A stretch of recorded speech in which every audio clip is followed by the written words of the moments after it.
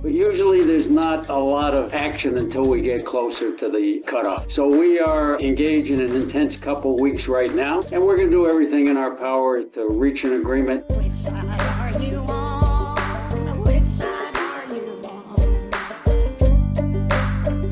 Mark Dimondstein is the national president of the American Postal Workers Union, the largest union of the United States Postal Service, of which there are 4, fun fact. Some people don't know that. Some people do not realize there are 4 unions representing workers at the Postal Service. But now you do. You know there are 4 unions, one of which is the APWU, the largest one. President Dimondstein, welcome back to the program. Appreciate you taking the time to talk to us this morning. Well, I appreciate coming on, and thanks so much. Just one quick correction, though. The Letter Carriers Union, the National Association of Letter Carriers Union, is now actually the largest of the 4, but we're almost there, and we work together well. So I just want to be clear for your listeners. For sure. No, I appreciate the correction. Always open to those kinds of... Were you the largest for an amount of time? Seems Yes. like I'd heard that. Okay. Yeah, Okay. we had been, but a lot of changes in the automation and technology and other things have caused us to decline some. But we're still big and we're still strong. Good deal. Good deal. Well, your union recently, I believe it was in August, began negotiations with the Postal Service for a new contract. And actually, at least 3, maybe when you answer this, you can also tell us if the National Postal Mail Handlers Union are in negotiations as well. But the National Association of Letter Carriers are in negotiations. They represent city letter carriers. The National Association of Rural Letter Carriers are either in negotiations or they're about to begin negotiations. And the APWU, like I just said, you are in negotiations with the United States Postal Service right now. Could you give us a little bit of a look behind the curtain, to the extent that you can, as to where negotiations stand at this point? What are some of the highlights from where management is, what their proposals are, and the unions so far? Well, Jacob, it's kind of early to figure it all out, so to speak, and we have communicated with our members as well, obviously. We started negotiations in opening day in late June. Our contract expires September 20th. So a lot of what happens in those few months is a lot of exchange of proposals, a lot of discussion, but usually there's not a lot of actual action until we get closer to the cutoff. So we are engaged in an intense couple weeks right now. In fact, we go into what we call lockdown on September 14th on the last week. And we're going to do everything in our power to reach an agreement. Our last round of bargaining, our contract also expired in September, and we didn't reach an agreement till early December. So sometimes it takes a little more time. But in terms of broad stroke, like any other workers, we want postal workers who pour their lifeblood into this public mission to be rewarded for their dedication. Like many of the other unions, we're dealing with a multiple tiered workforce, which is very divisive, lowers morale, and it's unfair. And so we made some progress in the past bridging those gaps, but we're working on that now. We have a whole non-career section of our workforce with less pay, less benefits, less rights.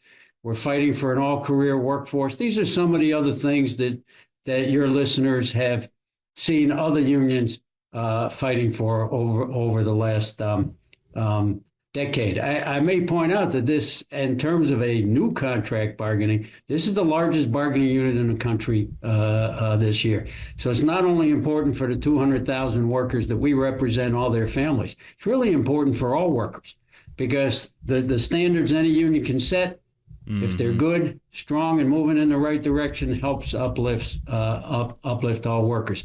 And if I can mention one other thing, because you have a lot of good listeners out here, we also bargain for the public good. What we mean by that is part of our bargaining and part of our proposals is to improve the service. It's not where it should be for the people of the country. It's not the fault of the hardworking postal workers. It's the fault of management. And we have proposals about broadening service, about expanding service, and about improving service.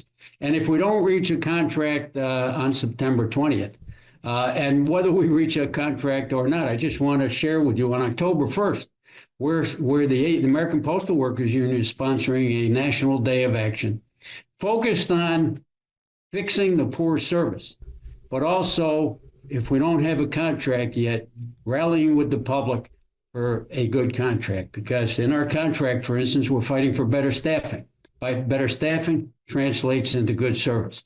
So the public has a real stake as well, as we do in the public, of us achieving a really good contract and one that unites with the people of the country around the kind of service that they deserve. So if you want to join us for the rally, you can go to apwu.org/rally, and we have a map all over the country. We have at least 120 events as of now, and we expect that will grow.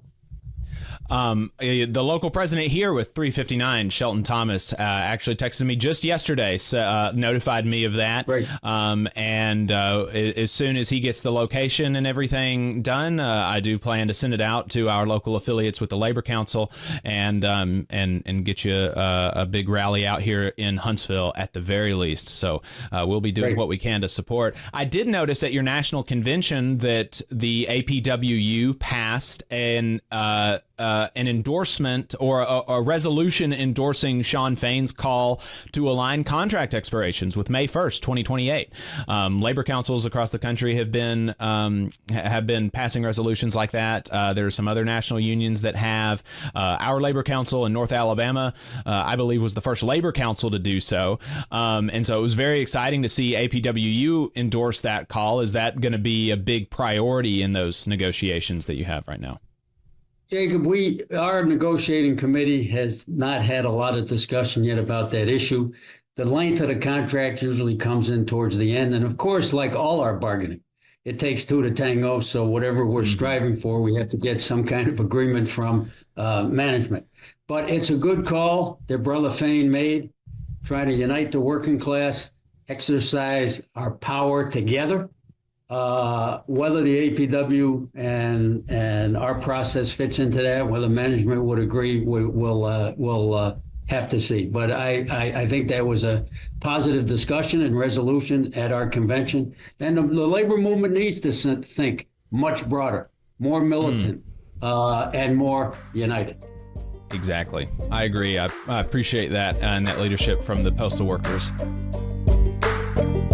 You just saw a clip from the Valley Labor Report. We are live every Saturday morning from 9:30 a.m. till 12:30 p.m. And we pride ourselves on keeping all of our content free to everybody so that we can talk to as many working folks as possible. If you support the work that we're doing, you think that it's important, you think that it's good, then consider making a monthly contribution to the project, and you can do that on our website, tvlr.fm.